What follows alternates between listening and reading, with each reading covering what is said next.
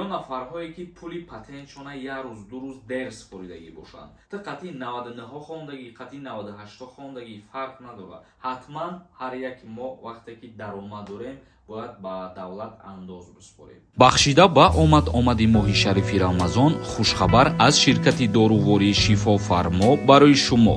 Фитобочка ва ҳиҷома кардан барои шумо ройгон, яъне бепул. Метавонед худро номнавис кунед. Инчунин доруҳо бо нархи арзон барои зиёд кардани риш ва мӯи сар, доруҳо барои сангу намаки гурдаро нест кардан ва нест кардани простатит. Ба рақамҳои рӯи экран дар тамос бошед. Ассалому алайкум ба ҳама тамошобинони барномаҳои Сорбон Сафаров. Тамошобинони азиз, ҳатман дар видео лайк бимонен ва то охирша тамошо кунен. Ва маълумоти ҳамаи шумо як ахбороти нава мерасонам, баъдан комментарияҳоро мехонам. барои ҳамаи шумо ҳазор раҳмати калон гуфтаниям, ба хотире ки ман дирӯз як видео кардам пешниҳоди шумо ва бисёре аз шумо дар ҳаққи мо дуои хайр кардену роҳи сафед гуфтен, аз сабабе ки дирӯз мо сафар доштем. ҳазор раҳмати калон, шукри худованд мо соқи саломат расидем. насиб карда боша пагаҳ аз пайи духтуро мешавем. ахбороти нав. қонун дар бораи тамокуро дар ҷумҳурии Тоҷикистон ислоҳ намуданд. маҷлиси намояндагони Тоҷикистон қонунро дар бораи истифодаи маҳсулоти тамоку ислоҳ кард. ба гуфтаи муаллифон, тарҳи нав ба ҳифзи саломатӣ ба вижа ноболиғон ва занони ҳомила пешбинӣ шудааст. лоиҳаи навро рӯзи 1 март баррасӣ ва қабул гардониданд.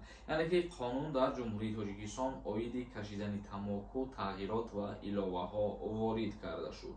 дар лоиҳаи нави қонун гуфтанд, истифодаи ҳар навъи маҳсулоти тамоку дар дохили бино дар ҳудуди муассисаҳои тиббӣ, фарҳангӣ, варзишӣ, динӣ ва илмиву таълимӣ, хобгоҳу ошхонаҳову нақлиёти мусофирбар ва гузаргоҳҳои зеризаминӣ қатъиян манъ мебошад. қонун дар бораи маҳдуд намудани истифодаи маҳсулоти тамоку 5 сол пеш дар ҷумҳурии Тоҷикистон қабул карда шуда буд ва ҳар нафаре ки кирдорҳои гуфтаи мора агар ки ба амал овард, мутобиқи кодекси ҳуқуқвайронкунии маъмурӣ ба ҷавобгарии маъмурӣ кашида мешавад. мақомот ҳадафи онро сиҳатӣ ва ҳифзи ҷомеа ва пешгирии одатҳои номатлуб гуфта қайд намуданд. акнун мегзарем ба қисми хондани комментарияҳо. то охирша тамошо кунед то ба саволҳои худтон ҷавоб бигиред. тамошобинони азиз, дар ҳамиҷа ба маълумоти ҳаматон як чиза мерасонам. нафарҳое ки мехоҳанд проверка кунанд ки депортатсияшон кушода шудагӣ ҳаст ё ин ки не, ё нафарҳое ки пули патентшона як рӯз ду рӯз дер супоридагӣ бошанд, мехоҳанд проверка кунанд ки патентошон аннулирова шудагӣ ё ин ки не, номерои ватсапе ки дар рӯи экран биромад, дар ҳамин номерои ватсап бинависонед. 100% гарантияш қатӣ проверка мекуна ва ҷавоб мегардона ба шумо. асомиддинов нависондай: ака ҳамин гап ростае ки аблава 24 соата шидаед? бародари азиз, як саволое менависонед баъзед ки дар ҳеҷ ҷо туғрӣ намегирад. баъзе нафарҳо менависонанд ки аблава 24 моҳа шидаед, 24 соата шидаед. гапҳое ки аз дохили мардум мебирояд ягон асос надорад. танҳо аз даҳани иш ба даҳани иш ҳамихе гап паҳн мешавад. ин ягон асос надорад. одинаев нависонда: ассалому алайкум акаи Сорбон, ман мактаба қатъи 1996 тамом кардам. не ки дар паспортам 1995 кардагиае. чӣ хел фаҳмем ирака? брем мебаранмо? пешакӣ раҳмат. бародари азиз, ман оиди даъваткунӣ ба хизмати ҳарбӣ дар ҷумҳурии Тоҷикистон қонунаш ба имзо расиданаш видео кардам ва гуфтам синни соле ки 27 сола шид аллакай аз даъват ба хизмат озод мебошад. ти қатъи 99 хондагӣ, қатъи 98 хондагӣ фарқ надорад. 27 сола шидагӣ бошӣ, ай хизмат озодӣ. шароф нависондай: ака раҳмат, шуморам хела ёрдам мекунед муҳоҷирора.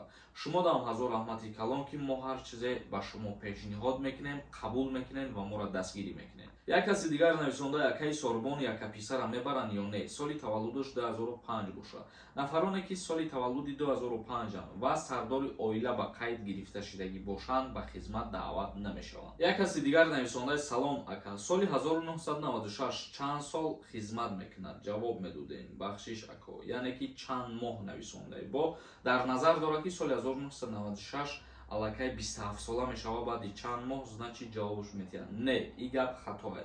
солҳои таваллуди 1996 мисол мегирем, агар аз 1 апрел даъваткунӣ ба хизмат сар мешава, рӯзи 10 ту 27 сола ки бишай, ту 2 сол пас аз хизмат ҷавоб мешавӣ, 10 рӯз пас не. Ҷаҳонгир нависонда: ассалому алайкум, ака як савол дорам. Барои чӣ блогерора налог мегиранд дар Тоҷикистон? Раҳмат барои ҷавоб. Як чиза ман ба худат хуб мефаҳмонам, гӯш кар. ҳар як шаҳрванди ҷумҳурии Тоҷикистоне ки аз ягон ҷо кору фаъолият карда даромади худша мегира, бояд налоги давлата пардохт кунад. налоги давлат пардохт кардан барои плюси худ мо мебошад, барои бехатарии худ мо мебошад. яъне ки аз налоги меспоридаи мову шумо давлат ҷудо мекунад музди маоши мисол пажарника, милитсияра, духтуру дигар чизҳора. ҳатман ҳар яки мо вақте ки даромад дорем, бояд ба давлат андоз биспорем. Идрис нависонда: кай патент 3 сола мешавад? Ягон хабари хуш бите. фикр мекунам патент ҳеҷ вақт 3 сола намешавад як бора. вале нафарое ки бо тариқи трудовой договор кор мекунанд дар ширкатҳои Федератсияи Русия 3 сол метавонанд ки аз граница нагзашта патенти худшона продлит кардан бигиранд. умед нависонда: ассалому алайкум, ака 2 фарзанд дошта бошӣ, ба хизмати ҳарбӣ мебаранд? намебаранд. нафароне ки соҳиби 2 фарзанд мебошанд дар ҷумҳурии Тоҷикистон аз даъваткунӣ ба хизмат озод мебошанд. тамошобинони азиз, ба ҳамин видеои имрӯзара ҷамъбаст мекунем. То барномаҳои оянда, худованд ҳамаи мо шуморо нигаҳбон бошад.